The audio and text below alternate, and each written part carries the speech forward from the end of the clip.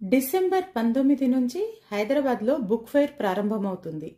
ఈ సందర్భంగా కొన్ని పుస్తకాల పరిచయం మీకోసం. పుస్తకం పేరు అమ్మ. రష్యన్ రచయిత మాక్సిమ్ గోర్కీ దీని రచయిత. స్వతహాగా ఆయన విప్లవకారుడు. శ్రామిక ప్రజలను చైతన్యపరిచేందుకు రాసిన నవల అమ్మ.